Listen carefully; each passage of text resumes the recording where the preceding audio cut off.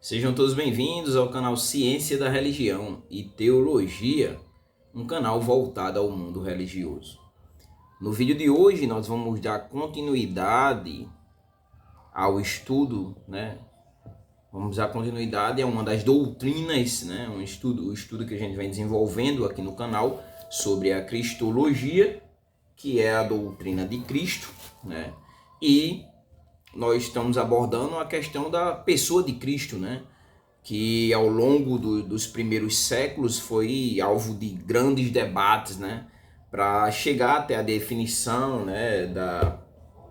da união hipostática e até mesmo com relação a, dentro disso aí, simplificando as duas naturezas de Cristo, humana e divina. Nós já falamos sobre três compreensões, dentro desse campo da cristologia e a pessoa de Cristo. Já falamos sobre o arianismo, que enfatizava que Jesus não era coeterno. Um outro ponto foi o docetismo, que aborda que Jesus não tinha um corpo real.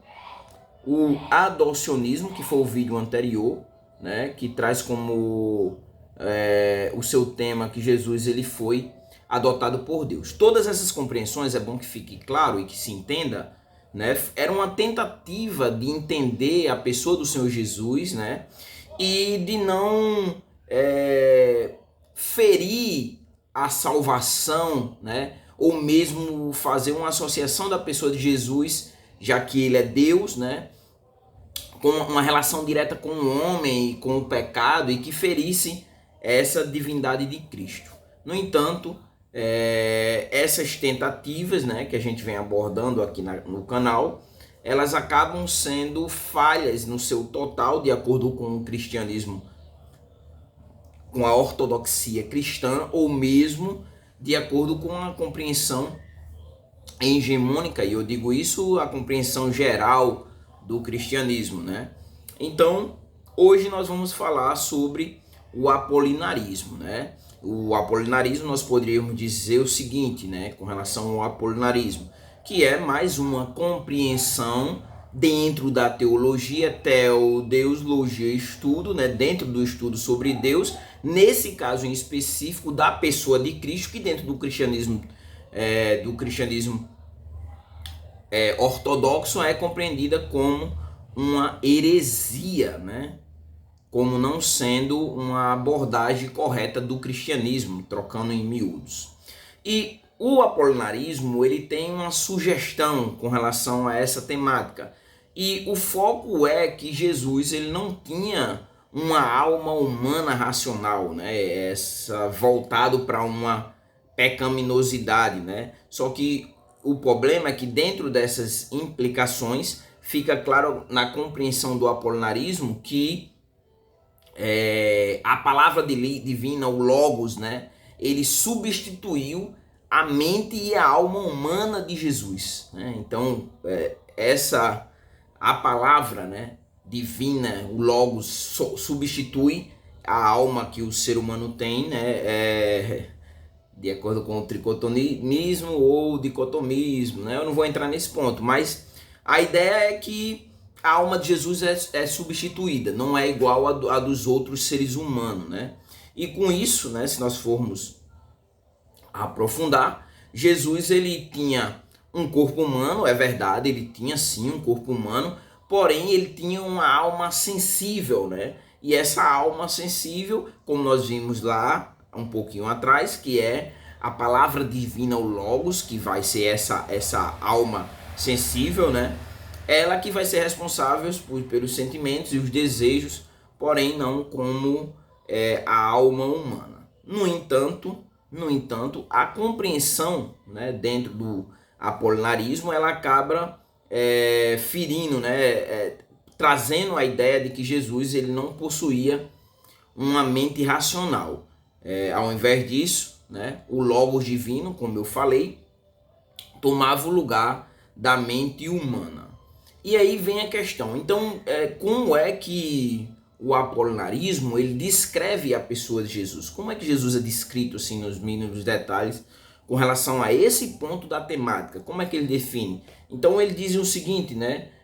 Jesus é um ele é um ser humano na compreensão do apolinarismo, quando a gente entra para a teologia, é incompleto.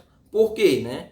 Porque ele é incompleto exatamente dentro da sua compreensão, né, ou da sua composição psicológica, né? Por quê? Porque lhe faltava exatamente a alma racional na tentativa de preservar então a integridade divina de Jesus, que era o objetivo do apolinarismo. O apolinarismo, o docetismo, como eu trouxe aqui, né? O arianismo, né? O adocionismo, todos eles buscavam preservar, né? Salvaguardar a pessoa de Jesus.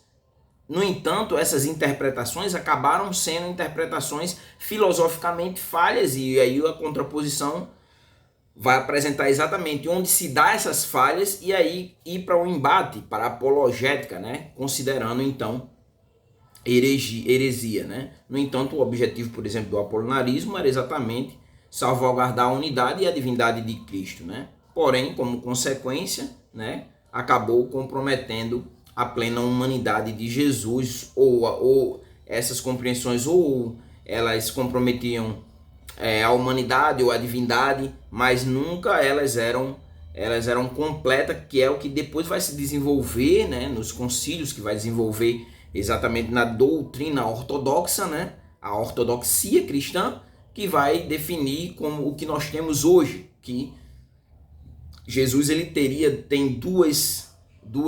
ele é 100%, duas naturezas, onde ele é 100% humano, fazendo essa conexão com a humanidade, e 100% Deus, fazendo a conexão com a divindade. Então, ele tem essa dupla natureza de acordo com o cristianismo, a ortodoxia cristã, o cristianismo hegemônico. E toda doutrina, normalmente, ela tem um pai ou alguém que vai defender ou que vai desenvolver, né? E dentro dessas compreensões divergentes do cristianismo ortodoxo, né, da ortodoxia cristã, vai sempre haver nesse caso aqui, o pai do apolinarismo é Apolinário de Laodiceia, né? Ele era um bispo, né? O seu tempo de 310 a 391, ele era um bispo de Laodiceia, né? E ele vai ser o proponente dessa compreensão, da visão apolinarista, né? Dessa compreensão de que Jesus não teria uma alma ali racional, mas essa alma ela é substituída pelo Logos divino. A igreja ela vai reagindo, né? Hoje ela precisa reagir mais do que nunca, porque o que nós temos contemplado dentro do cristianismo presente na sociedade brasileira é digno de que haja também uma reação. No entanto, muitas vezes pelo corporativismo ou mesmo o ecumenismo dentro do cristianismo, né? Acaba uns tentando proteger o outro e deixando que o evangelho seja detupado, que é o que nós vemos hoje no cristianismo brasileiro, né? Essa compreensão não tão ortodoxa. A igreja vai reagir, né? E a igreja vai rejeitar o apolinarismo, né? Exatamente atacando o ponto que a igreja considera que é divergente do cristianismo de forma geral, que exatamente que ela vai comprometer exatamente a humanidade de Cristo, né? Já que ele não teria uma alma racional real, né? Mas era substituída pelo Logos divino, né? E aí eu já falei em um outro vídeo sobre os concílios que se desenvolveram ao longo da história, e aqui também não foi diferente. O primeiro concílio de Constantinopla, eu já falei dos 7 concílios, caso eu não esteja enganado, no vídeo sobre o adocionismo. Um desses vídeos aí eu falei sobre os 7 concílios. E o que vai acontecer?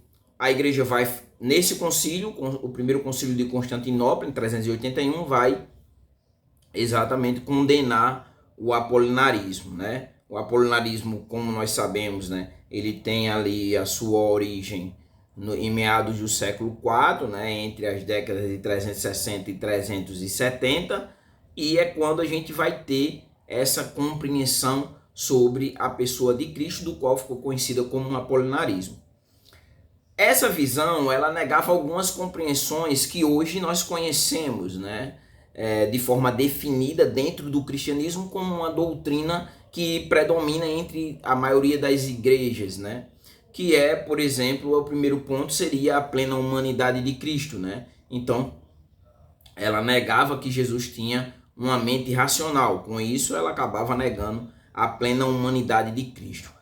Um outro ponto que ela negava era a união hipostática, né? De uma forma direta ou de uma forma indireta, ela acabava fazendo essa negativa. E o que seria, né? Ela comprometia exatamente que Jesus, ele tinha duas naturezas que não se dividem, né? Que estão ali na mesma pessoa. É complicado assim trazer essa explicação. Assim, vai ter textos que Jesus vai passar por situações humanas, vai ter tempo que ele vai atuar, vai agir como Deus. No entanto, isso se encontra na mesma pessoa. Então, se chama união hipostática, né? Que ele tem uma natureza divina e uma natureza humana. Então, esses dois pontos é o principal dentro do ataque do apolinarismo, né? A humanidade de Cristo e a união hipostática, né? E aí, diante disso, nós sabemos também que as doutrinas elas se desenvolvem a partir de textos bíblicos, né? Que vai ser interpretado. Cada igreja hoje, na contemporaneidade, né? Elas têm uma abordagem hermenêutica sobre as doutrinas. Elas acabam tendo a sua compreensão. Inclusive as igrejas inclusivas agora pegam os textos lá que combatem, por exemplo, a homoafetividade e dá uma nova interpretação sobre esses versículos, né? Trazendo um contexto que valida a sua compreensão teológica. Aqui também não é diferente, mas aí eu quero trazer alguns textos aqui que são usados contrário ao apolinarismo e que também o apolinarismo vai trazer uma interpretação diferente, que é, por exemplo, o texto de João, o Evangelho de João, quarto evangelho, Mateus, Marcos, Lucas e João, é o quarto evangélico. João, no capítulo 1 e versículo 14, diz: e o verbo se fez carne e habitou entre nós, né?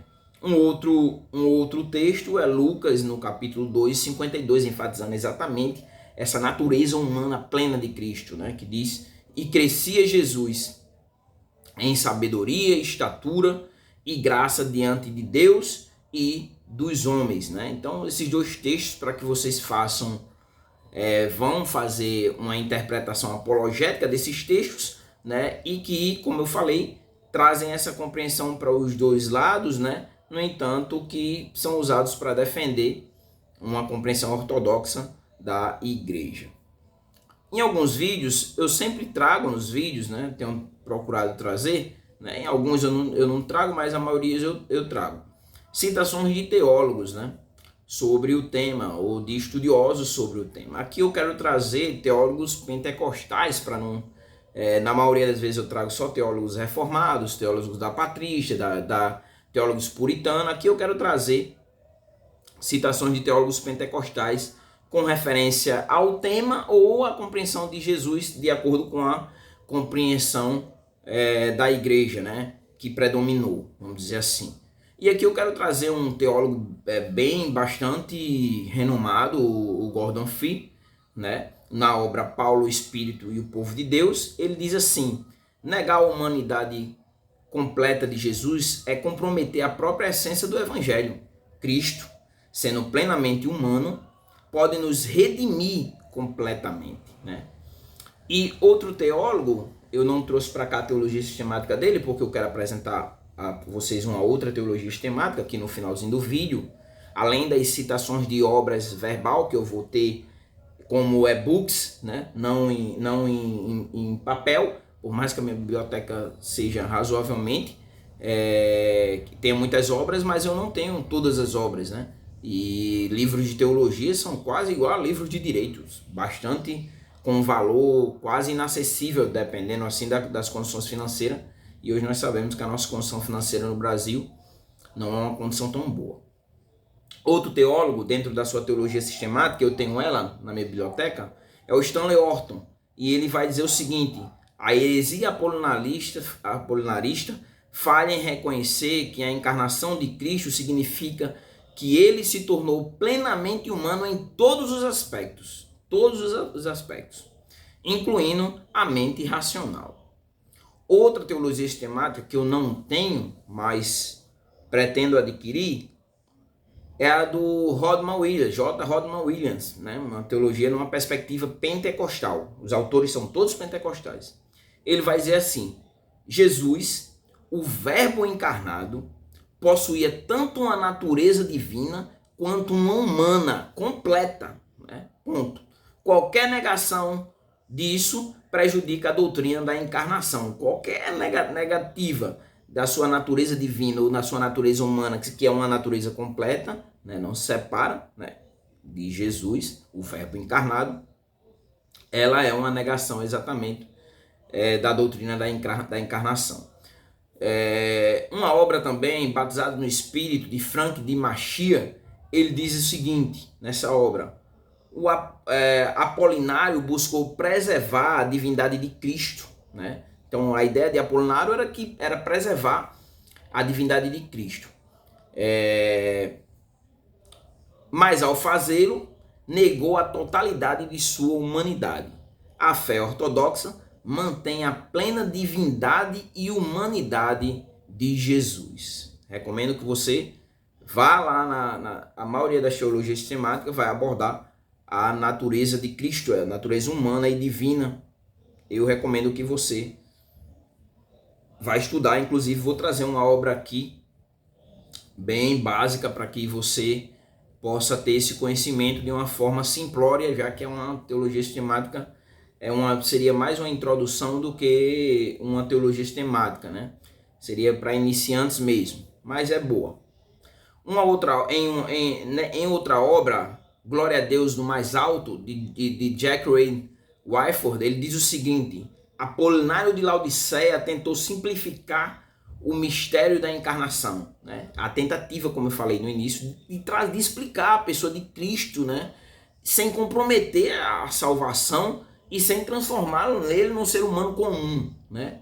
Porque como é que um ser humano comum poderia salvar a humanidade, né? E porque o outro não salvou. Então, mas a sua visão reducionista falhou em capturar a verdadeira natureza de Cristo como Deus, homem, né? Deus e homem ao mesmo tempo. Então aqui nós trouxemos algumas citações dessa feita para os pentecostais, né? Teólogos pentecostais. Vão atrás dessas obras aí que eu estou fazendo referência para vocês aprofundar mais ainda o conhecimento de vocês. O interessante é que não fique somente aqui nos vídeos, mas que vocês mesmos vão pesquisar e até mesmo pegar contrapontos, né? Com relação a isso aí. Quem sabe você não tem um pensamento semelhante ao apolinarismo. E aí vem a questão, então por que o cristão, para que estudar esse apolinarismo? Por que eu vou estudar isso, né? E aqui eu tenho alguns pontos. A primeira coisa é que é importante para que você compreenda as compreensões divergentes, né? Ou poderíamos dizer heresias, que a igreja primitiva ela enfrentou e que hoje nós estamos enfrentando. Inclusive eu estou lendo uma obra, que eu vou gravar um vídeo, porque eu achei interessante uma das temáticas, não é nova, mas eu achei, eu não tinha falado ainda aqui no canal sobre isso, e aí eu quero falar sobre essa, uma das temáticas, que é a confissão positiva, e está dentro de uma obra que eu estou lendo, né, como e-book no Kindle, que é A Igreja do Cansaço, e eu vou falar sobre a confissão positiva, a teologia da confissão positiva. Acredito que hoje ainda eu estou terminando de escrever o texto para a gente fazer a gravação. Um outro ponto ainda, com referência à importância de estudar, é com referência às controvérsias, né? Já que vai ajudar exatamente você a tanto definir como refinar a doutrina, né, que a sua vertente cristã teológica acredita, né? Talvez seja parecida com Ário, o arianismo, o docetismo, o adocionismo, ou agora o apolinarismo, ou tem uma compreensão cristã ortodoxa, né? Vai saber, porque o cristianismo no Brasil ele está bem sincrético, né? Inclusive dentro do pentecostalismo, neopentecostalismo, esse diálogo, né?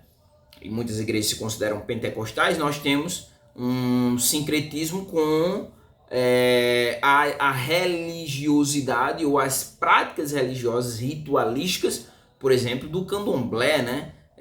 Tá bem presente hoje dentro do cristianismo, várias características que são próprias do candomblé. Então, você precisa estudar para você definir a sua própria doutrina, como também um outro ponto é fortalecer a sua compreensão sobre a verdadeira natureza de Cristo, de acordo, como eu estou dizendo, com a sua compreensão teológica. E estudando, se aprofundando nas questões doutrinárias teológicas, também vai ajudar você exatamente a evitar erros semelhantes, né? A partir das interpretações quase impossíveis nos dias de hoje. Quase impossíveis, né? Evitar esses erros, porque as pessoas nem lêem a Bíblia, quanto mais interpretar. Diante disso, nós temos também algumas aplicações que nós poderíamos fazer, dentre elas a própria valorização da doutrina ortodoxa, que poucas pessoas conhecem, né? A doutrina ortodoxa vai afirmar exatamente essa plena divindade, como também a humanidade de Cristo, né? Vou apresentar já a obra aqui a vocês. E vou apresentar a cristologia dentro dessa obra para você ver sobre o que trabalha, né? Nós estamos trabalhando um ponto, a pessoa de Cristo, a sua natureza humana ou divina, dentro dessas compreensões. No entanto, a gente tem vários outros pontos que são abordados dentro da teologia sistemática, e cada uma vai abordar menos, vai abordar mais, vai seguir por um caminho, vai seguir por outro, e aí, mas de forma geral, todas vão falar da pessoa de Jesus, que é uma das doutrinas. Um outro ponto é o discernimento teológico dentro dessa aplicação, né? Vai ajudar exatamente você a desenvolver a sua capacidade de reconhecer e refutar compreensões teológicas que sejam diferentes da sua compreensão, e até mesmo identificar dentro da contemporaneidade aquilo que está em desacordo com o cristianismo que hoje nós vivenciamos ou presenciamos dentro da igreja brasileira. Um outro ponto ainda dentro das aplicações é que você estudando, você vai aprofundar a sua fé, né? E isso aí vai exatamente incentivar uma compreensão mais profunda sobre a pessoa de Jesus, né? E principalmente entendendo ele como entendendo dentro da soteriologia, ele como nosso Salvador completo e eficaz. Então, esses pontos são importantes dentro aí de algumas aplicações que nós podemos fazer. Para concluir, né? Então vamos concluir. O apolinarismo, ele comprometia exatamente um dos pontos, que é a plena humanidade de Cristo, né? Sugerindo que Jesus, ele não tinha uma alma ali humana, racional, mas essa alma foi substituída ali pelo Logos divino, por mais que ele tivesse uma alma sensível, né? A igreja, nós vimos que a igreja ela reagiu, né, afirmando a plena natureza completa de Jesus, né, plenamente Deus e plenamente homem, sem que isso seja separado, existente na mesma pessoa a partir da própria compreensão, né? Maria e o próprio Espírito Santo ali, sem que haja uma conjunção carnal, homem, mulher, óvulo e esperma gerando, fecundando, né? Mais uma fecundação divina, porém ele nasce um ser humano ali, né?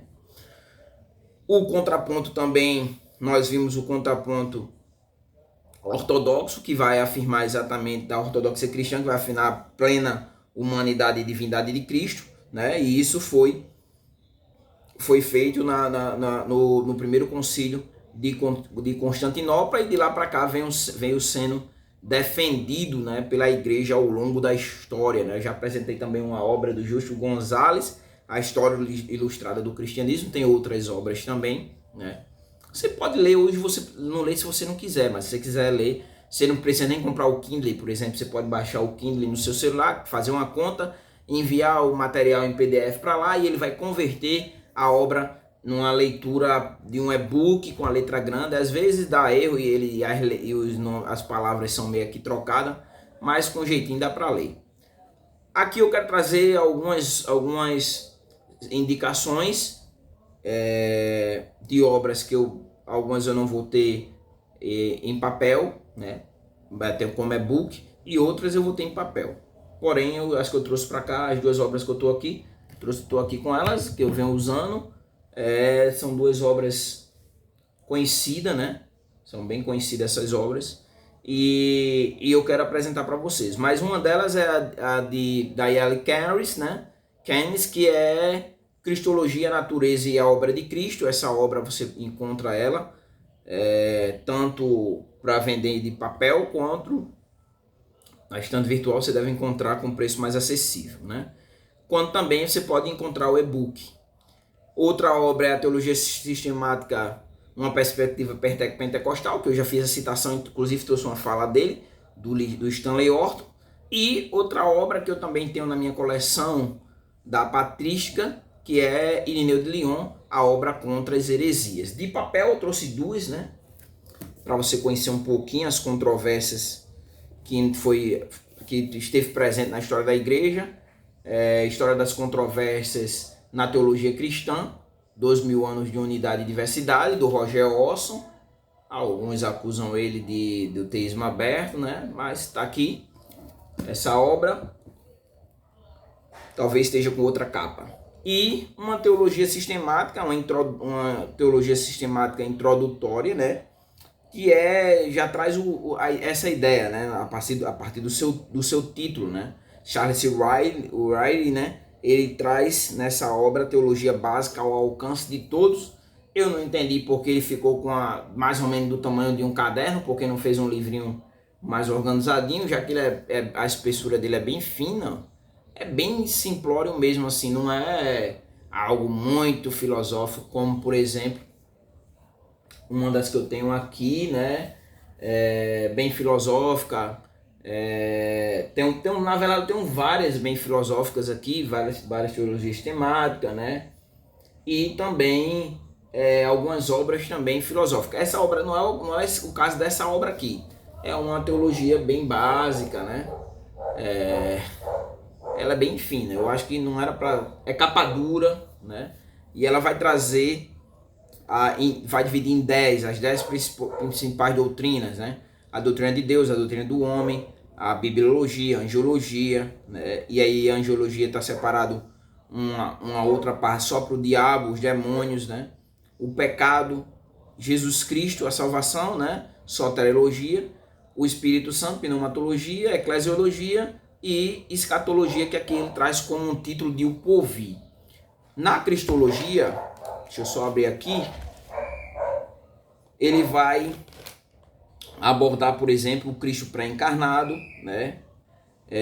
A encarnação de Cristo, a pessoa de Cristo encarnado, os ofícios de Cristo, Cristo como profeta, e eu tenho um vídeo aí na playlist Mateus sobre isso.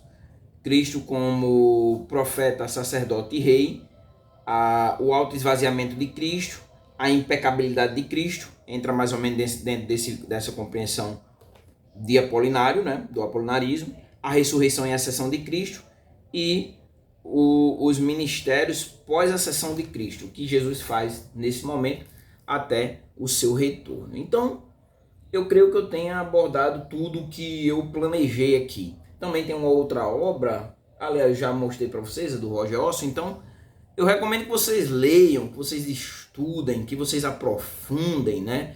Que vocês leiam também obras voltadas para apologética, né? As interpretações teológicas. Normalmente vai ser heresia, porque não são obras dentro da teologia, dentro da ciência da religião, né? Que é a minha área. A maioria são dentro da teologia, então vão trazer sempre com um apologético. No entanto, é válido para você conhecer as outras compreensões teológicas, as outras religiões, e principalmente nos dias de hoje entender um pouquinho sobre o sincretismo religioso. Vai fazer a diferença aí nos seus estudos sobre teologia. Então é isso. Se você não é inscrito no canal, peço que se inscreva no canal, né, para valorizar o canal. Deixa o seu like aí para que o YouTube torne o vídeo mais relevante, para que outras pessoas também tenham acesso. Compartilha para outras pessoas e deixa aí o seu comentário. Desde já eu agradeço, né, a você que chegou até aqui o final, e até o próximo vídeo.